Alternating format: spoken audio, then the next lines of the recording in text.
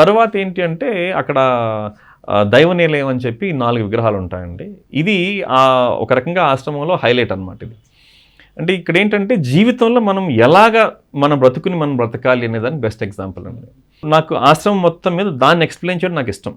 ఈ గాయత్రి మాత అనే ఆ విగ్రహం అనేది ఆశ్రమం మొత్తానికి సెంటర్ పీస్ అయితే ఇది ఒక సబ్ పీస్. ఈ గాయత్రి మాత విగ్రహం దగ్గర మేము పెద్ద ఎక్స్ప్లెయిన్ చేయం, ఎందుకంటే అమ్మవారి దగ్గర వస్తారు, అందరూ తాకుతారు. ఎవరైతే ఆ విగ్రహం తాకుతారో వాళ్ళకి 4 జరుగుతాయండి. ఒకటి, ఆ తాకిన వాళ్ళకి ముక్తి. తర్వాత ఈ గాయత్రి ఋషులు అని చెప్పి అన్నాను, వీళ్ళేంటి శరీరం లేకుండా కూడా తపస్సు చేయగలరు. వీళ్ళ శక్తి ఎంత ఉంటుందంటే మీకు ముక్తి ఇవ్వడం కాదు, మీ వెనక 7 తరాలకు ముక్తి ఇవ్వగలరండి వీరు. అంటే ఎవరైతే మీరు తాకారంటే మీ ఫాదరు, మీ నాన్నగారు, తాతగారు మొత్తం అలా 7 తరాలకు ఇవ్వగలరన్నమాట. తర్వాత ఎవరైతే తాకుతారో వాళ్ళ తరువాత తరాలు ప్రతి ఒక్కరికి, అంటే ఇప్పుడు నేనున్నాను, లేకపోతే ఈ కెమెరా బాబు ఉన్నాడు, ఈ బాబుకి పెళ్లి కాలేదు అనుకుంటాను నేను. సో ఇప్పుడు ఈ బాబు తాకాడు అనుకోండి, వీళ్ళ పిల్లలకు కూడా ముక్తి, వీళ్ళ పిల్లలకు కూడా ముక్తి. ఇంకోటి 4వది అతి ముఖ్యమైనది ఏంటి అంటే, ఇది అందరూ వినండి, మీకు సత్సంతానం కావాలి, మీ వంశం వృద్ధిలోకి రావాలి అంటే ఎవరైతే అక్కడ తాకుతారో వాళ్ళ వంశంలో ప్రతి 7 తరాల్లో ఒక మహర్షి పుడతారండి. ప్రతి 7 తరాల్లో.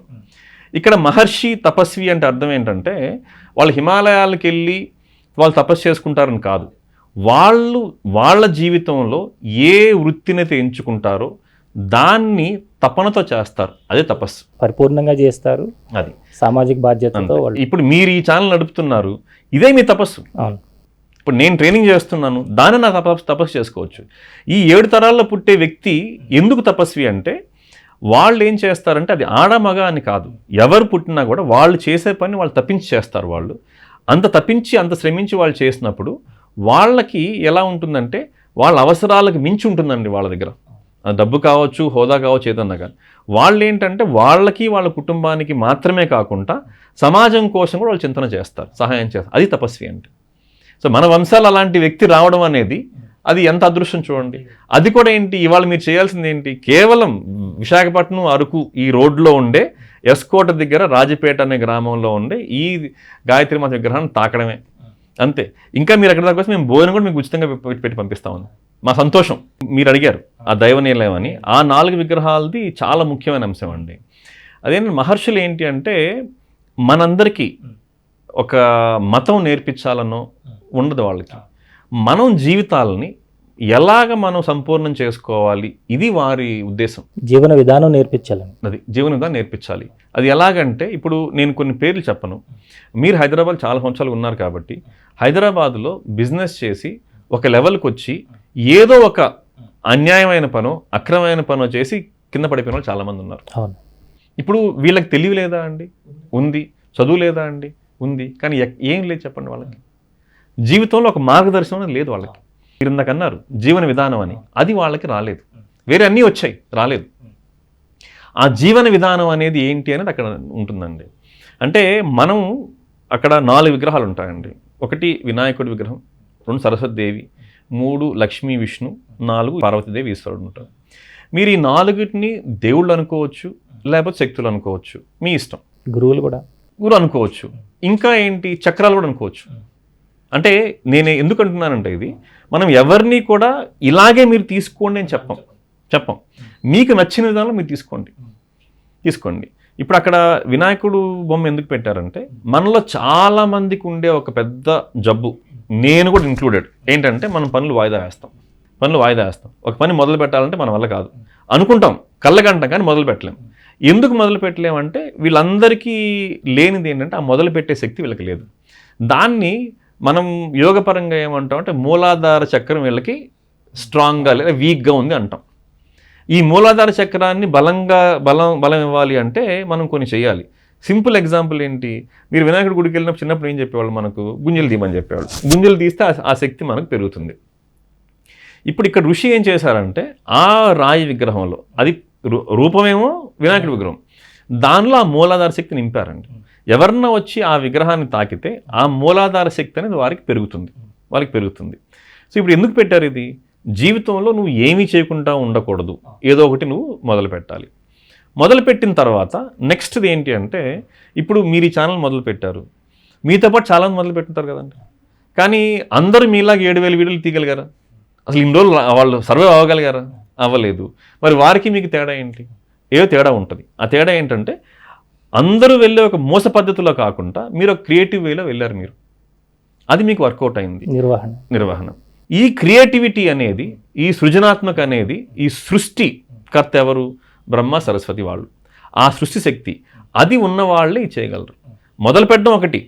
మనం ఇంగ్లీష్ ఒక సామెత ఉంది, ఇది well begin is half done అని. అది సంతోషం. మీరు మొదలు పెట్టిన తర్వాత మీరు క్రియేటివ్గా ముందు వెళ్ళాలి. ఇంకా చెప్పాలంటే ఇప్పుడు ఎలక్షన్ సీజన్ ఇది. ఇప్పుడు మీరు చూడండి, చాలామంది వాళ్ళకి డబ్బులు ఉండవు, కానీ వాళ్ళు చాలా వెరైటీగా వాళ్ళు చేసే ప్రచారం వల్ల వాళ్ళకి ఎక్కువ పేరు వస్తుంది. కోట్లు ఖర్చు పెట్టే వాళ్ళకి రాని పేరు వీళ్ళకి వస్తుంది. అది ఈ సృజనాత్మకత, క్రియేటివిటీ అంటే. ఇది మనకు పెరగాలి అంటే ఈ బ్రహ్మ సరస్వతి శక్తి మనకు కావాలి. అక్కడ సరస్వతి విగ్రహం ఉంటుంది. అది కానీ తాకారనుకోండి, మీరు మీ చుట్టుపక్కల వనరులతో మీరు సృష్టించుకోగలరు అనమాట. ఇది చాలామందికి అర్థం కాదు. ఈ సృజనాత్మకత అంటే ఏంటి, ఈ సృష్టించుకోవడం అంటే ఏంటి అని. చిన్న ఎగ్జాంపుల్ చెప్తాను. ఇప్పుడు 3 పిల్లలు ఉన్నారండి. 3 పిల్లలకి ఒక పేపర్ ఇవ్వండి, న్యూస్ పేపర్ ఇవ్వండి. ఒక పిల్లవాడు ఆ న్యూస్ పేపర్ని మొత్తం ఇలా క్రష్ చేసేసి దాన్ని ఒక బాల్లా చేసి ఆడుకోవచ్చు. ఇంకో పిల్లవాడు దాన్ని గజిబిజి చింపేయచ్చు. 3వ పిల్లవాడు దాన్నే తీసుకొని దాన్ని కట్ చేసి దాన్ని ఒక పడవ బొమ్మ చేసుకోవచ్చు. ఇప్పుడు చూడండి, 3కి ఒకటే ఇచ్చాం మనం, వస్తువు ఒకటే, కానీ 3 ఎలా మార్చారు దాన్ని? అంటే ఇప్పుడు ఈ శక్తి పేపర్లో లేదు, వాళ్ళ మైండ్లో ఉంది. అలాగే మనకి సరస్వతీదేవి, బ్రహ్మ, ఈ శక్తులు ఏంటంటే మన చుట్టుపక్కల ఉన్న వాటిని తీసుకొని మనం క్రియేట్ చేయగలం. ఇప్పుడు మీ చుట్టుపక్కల ఏముండింది? ఇంటర్నెట్ ఉండింది, ఈ కెమెరాలు ఉన్నాయి. సో మీరు ఇది చేసుకున్నారు, వేరే వాళ్ళు ఇంకోటి చేసుకో ఉండొచ్చు. అది సృజనాత్మకత. 3వది ఏంటి అంటే లక్ష్మీ, విష్ణు శక్తి. మీరు ఇందాక మేనేజ్మెంట్ అని ఒక మాట అన్నారు, నిర్వహణ అనేది ఇంకా కరెక్ట్. అంటే ఏంటంటే మనలో చాలామంది ఏం చేస్తారంటే ఒక బిజినెస్ మొదలుపెట్టి అది బాగా జరుగుతున్నప్పుడు దాని మీద ఏం చేస్తారంటే వీళ్ళు రోజు అక్కడికి వెళ్ళి చూసుకోవడం మానేసేసి ఒక అలసత్వం వచ్చేస్తుంది వీళ్ళకి, జరుగుతుందిలే అని చెప్పి. అప్పుడేంటి, వీళ్ళు ఆఫీస్కి రావడం మానేసి, షాపుకి రావడం మానేసి, బిజినెస్కి రావడం మానేసి గుమ్మస్థాలను వదిలేస్తారు. అలా వదిలేసినప్పుడు ఏమవుద్దండి, ఆ సంస్థ మళ్ళీ పడిపోతుంది. ఈ నిర్వహణ అనేది, ఈ మేనేజ్మెంట్ అనేది, ఈ శక్తి అందరికీ ఉండదండి. ఈ శక్తి ఏంటంటే ఇప్పుడు మనకు స్థితి అంటే ఏంటండి? స్థితి అంటే నిర్వహించడం. అది ఆ శక్తి ఉన్న వాళ్ళు చేయగలరు అనమాట. ఈ శక్తి లేని వాళ్ళు ఏం చేస్తారు, అక్కడి వరకు వచ్చి ఒకదాన్ని ఒక స్థాయికి తీసుకొస్తారు, కానీ దాన్ని ఆ స్థాయిలో నడిపించలేరు. ఆ నడిపించే శక్తి ఈ విష్ణు, లక్ష్మి శక్తి. ఆ శక్తి లేని వాళ్ళు మనం ఆ విగ్రహాన్ని తాకమంటాం. ఈ లాస్ట్లో ఉన్న శక్తి ఏంటంటే పార్వతి, ఈశ్వర శక్తి.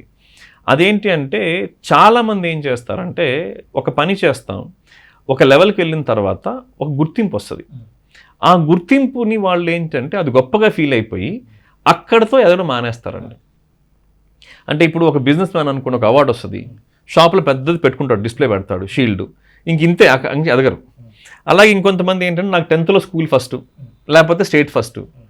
మీరు 10th school first, state first అయితే ఇంటర్లో ఏం చేయాలి? మీరు మళ్ళీ చదవాలి కదండి. ఇప్పుడు మీరు 10th స్టేట్ ఫస్ట్ వచ్చినా కానీ, ఇండియా ఫస్ట్ వచ్చినా కానీ కూడా మీరు మళ్ళీ చదివితే కానీ మీరు రారు.